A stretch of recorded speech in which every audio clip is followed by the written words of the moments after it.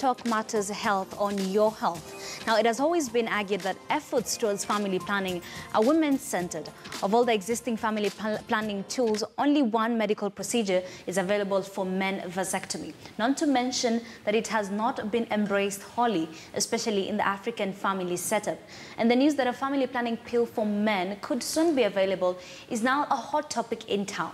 The news was received with mixed feelings, with majority of the men vehemently opposing the idea. To help us understand the male pill better, I have with me a reproductive health specialist, Eunice Chebet, a gynecologist, and of course Eunice Chebet is to my immediate left, a gynecologist and obstetrician from based at the University of Nairobi College of the Health Sciences, Professor Patrick Ndavi, and of course Angeline Mangati, who is the treasurer of Clinical Officer, Kenya Clinical Officer Association. Thank you very much for making time to join us here on Morning Express.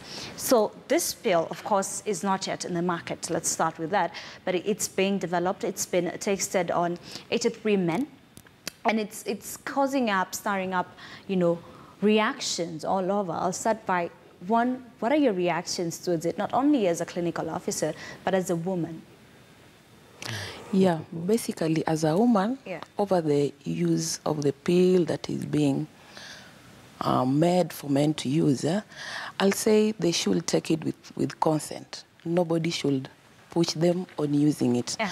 Basically, from the report we are having now, those men who were tested to take it, majority of them never took it the way it was supposed to be taken, compared if you gave that pill to a woman. Okay. Yeah.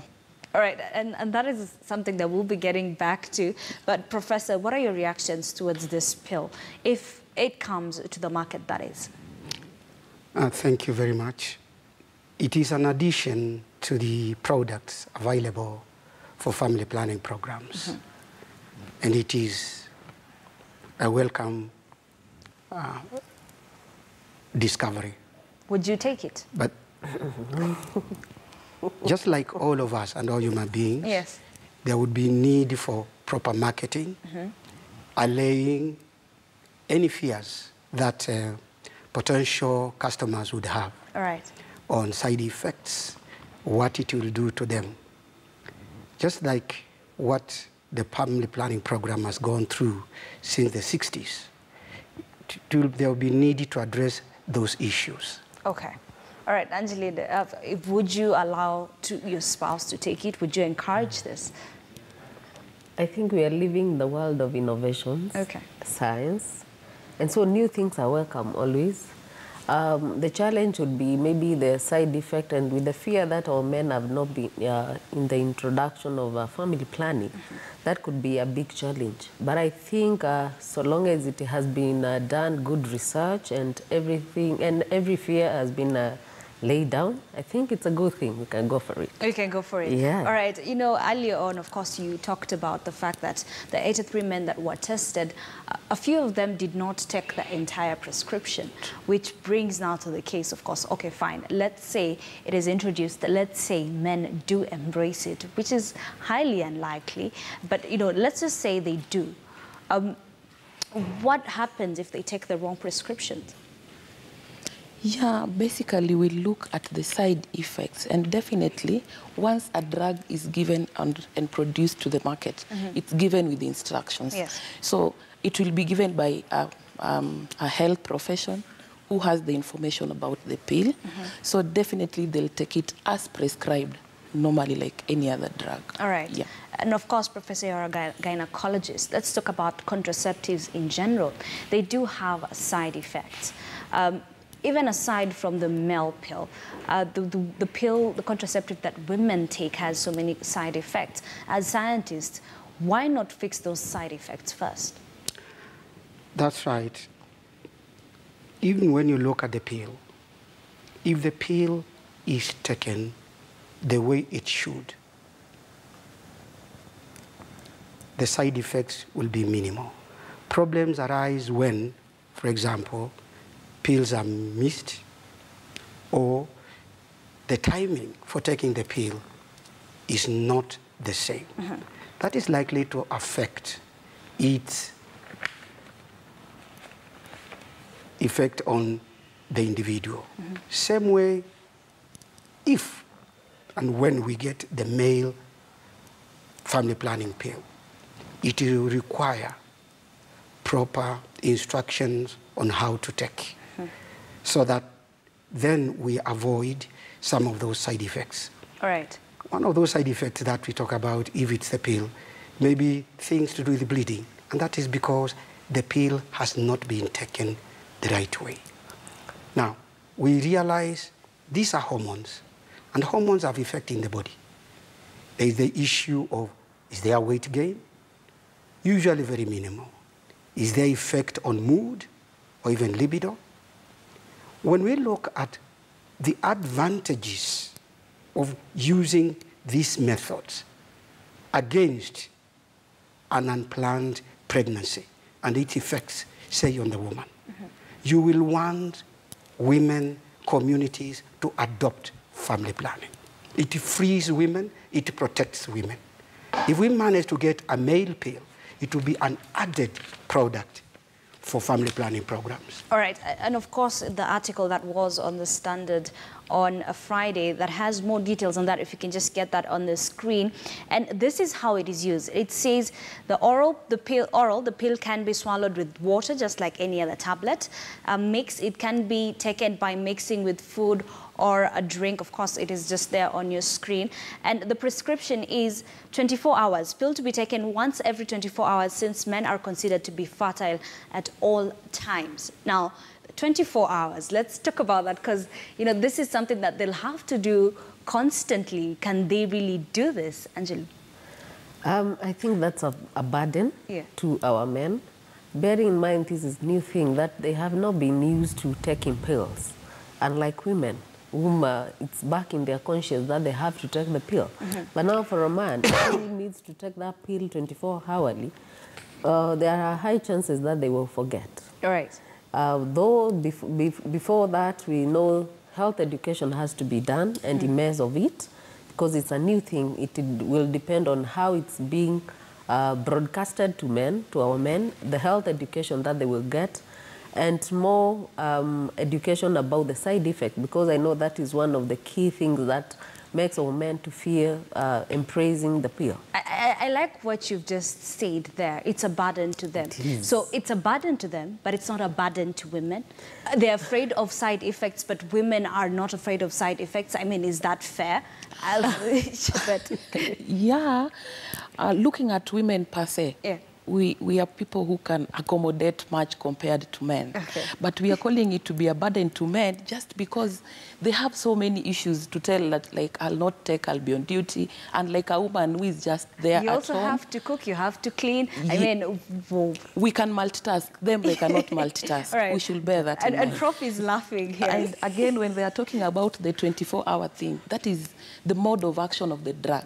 You cannot take, like, in the morning, then after 12 hours again you're taking. So we are looking at the mode of action. How long will it take to act? Maybe to make that sperm not active, to impregnate this woman. Okay, so, Prof, you're laughing. I'd like to get your insight on this. Because it's because this stereotyping that a burden to men, multitasking with women, men cannot multitask. We need to move out of that and look for the evidence. Is it true?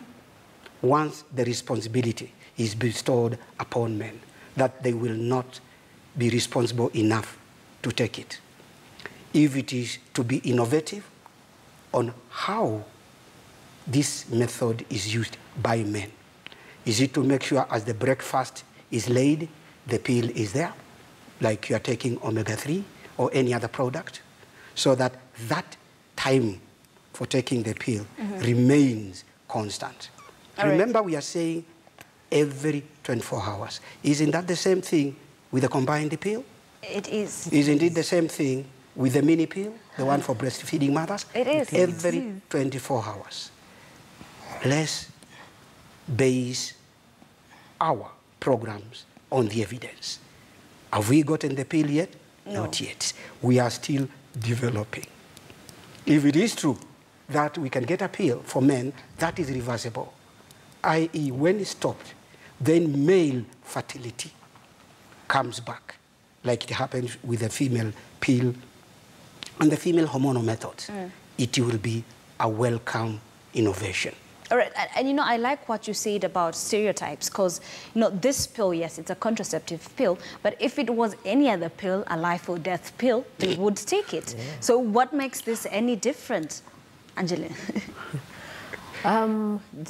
Just by the mere fact that initially men have not been used to family planning. Yeah. But as I have said before, it depends on how health education will be done, if it's there, available, and of course embraced by the family planning program in Kenya.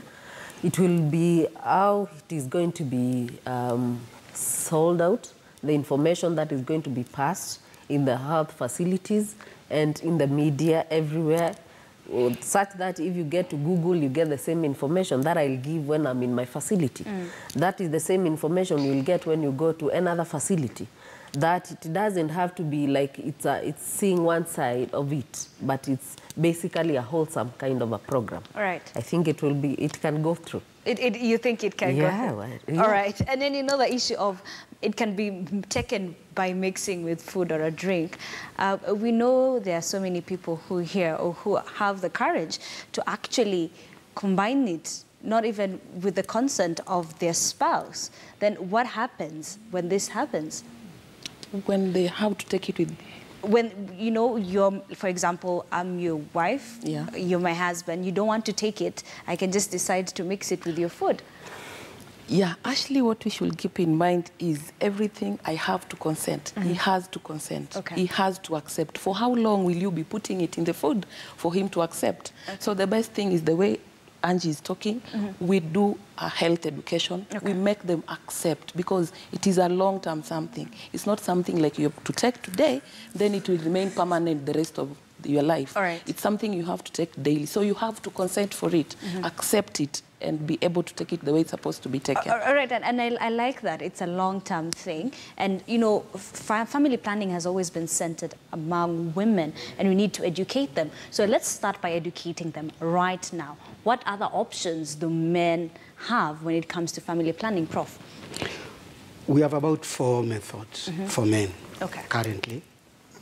3 of them male, real methods, and 1 where the male has to support the woman.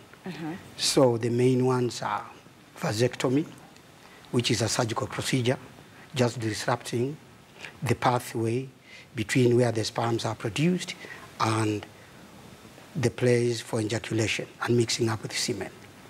Then there is the condom, the male condom, which is a male thing, withdrawal, the oldest method.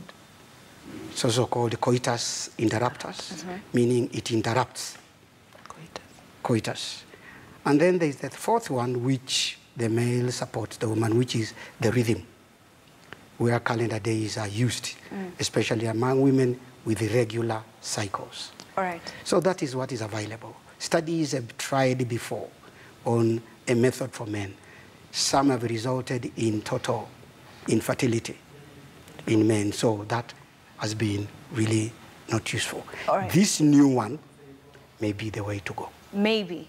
Keyword maybe. Maybe. All right. And of course, you've mentioned a couple of them. I'll start with vasectomy. Of course, how many men, you know, you work in a clinic, how many men actually come in to ask about information, you know, on this issue? And wow. To be precise, I've never heard of any man coming voluntarily and asking about vasectomy. And if I can't account of any person I know or have heard of who has had vasectomy, and I think it's more about the fear and the education which is outside that it brings about infertility, low libido, and not able to, you know, erect, and some other things which are associated with it, which is not the truth. Because basically vasectomy doesn't interfere with erection. You will function as normal. Just the connection between the production where of the sperms is done to the transport is just what is just been you know, separated. So there is no actual interference with your function as a man. So I think it's something should be done more of education, and uptake can be considered to be high if it's educated the best way. All right, so there's so many myths into it.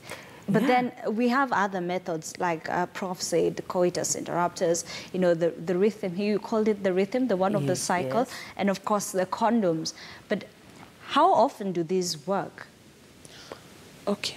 When you look at vasectomy, by its perception, a percentage of 1 to 2 men go for it. So which means it is not, in Kenya, it is not effective. And I'm taking it like this: if a pill is coming and this permanent method is not consumed, is not utilized, how sure are we that these men are going to utilize the pill if already we have the 4 methods and none of them is being like adhered to? Only that we can talk about the condom, which they try, which has a percentage of around 58%. Trial. Okay. So the pill may, the way Prof said, may work or may not. And of course, what about now the Coitus interruptus? What about the rhythm? Do they work, Prof? Because there are myths around that too. The pregnancy rates are quite high with the Coitus interruptus and the rhythm. If we say in the region of maybe 18% failure, that is quite high, as opposed to methods like the implants, where failure is very low. But let's come back to it again. Family planning programs, since their inception, organized family planning programs have been looking at women, organized, so that the male component was never in the organized family planning programs. It's high time that family planning programs begin to stress the role of the male. It is something which is quite recent, because when you look at between 1960 and 1994 in Cairo, when we had the International Conference on Population Development, the male in family planning wasn't so much emphasized. Then from 1994 up to date, there has been efforts. You find the male now contributes to something like, if you say about 15.7% of family planning. Okay? And if you look at married couples, the male is about 13.7%. We need more efforts. All right. We have not targeted men. Is it because we said it's only women who get pregnant who will suffer from an unplanned pregnancy? And that is why? Or why is it that family planning programs targeted women? All right. So then going forward, you know, to include men in this issue of family planning, not only just to support their women, what can they do, Angie? I think number one is enhancing the fact that men can also take family planning program, and it can work well.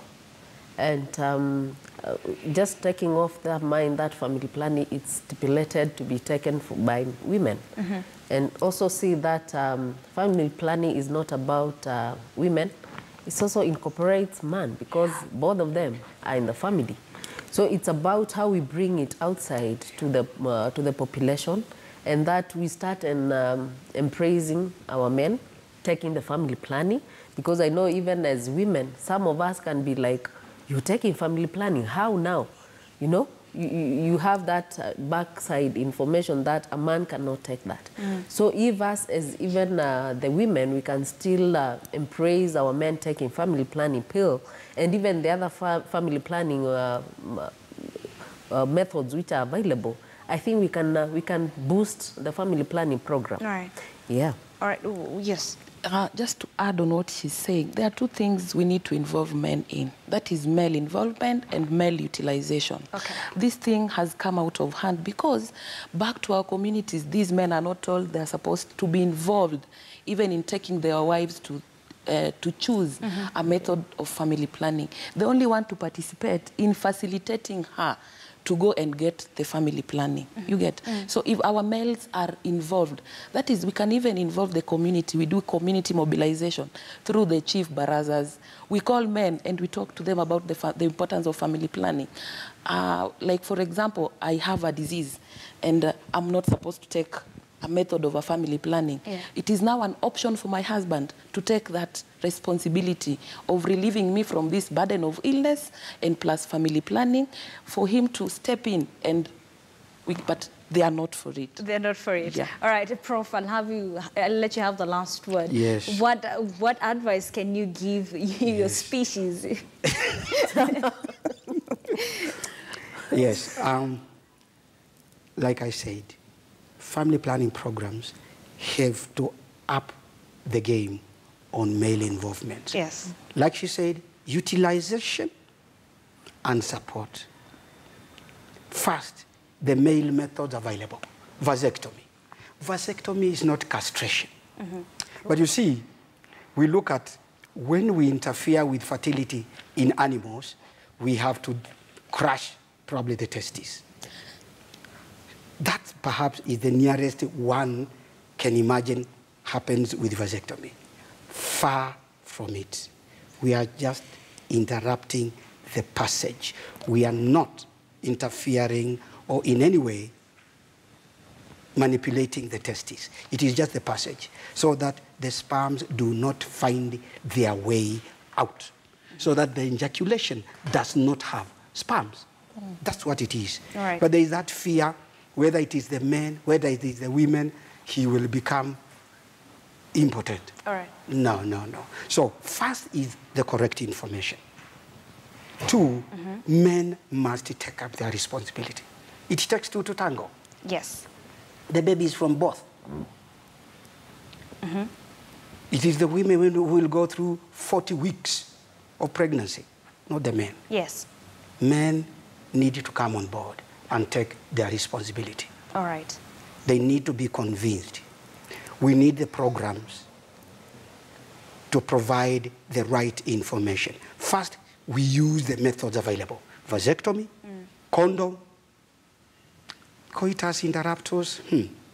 It's a tricky one. It's tricky. And even if there is withdrawal, one thing we know, even if there was to be 100% withdrawal, there is that part which is released by men before the actual ejaculation. Right. That clear fluid has sperms. All right, all right. That's where we have to come to a close to this discussion. Thank you very much. To my immediate left, Eunice Chebet, who is a reproductive health specialist and also a clinical officer. Next to her is Professor Patrick Ndavi, a gynecologist, and he's based at UON College of Health Sciences. And of course, Angeline Mangati, who's a clinical officer, a treasurer, and also a treasurer at the Kenya Clinical Officer Association. Thank you very much for making time to come and have this discussion with us. Don't forget that the discussion can always go on online. You can always contact me directly. You can tweet me directly at Ashley Mazuri, or at KTN News. The hashtag to use is Morning Express. That's where we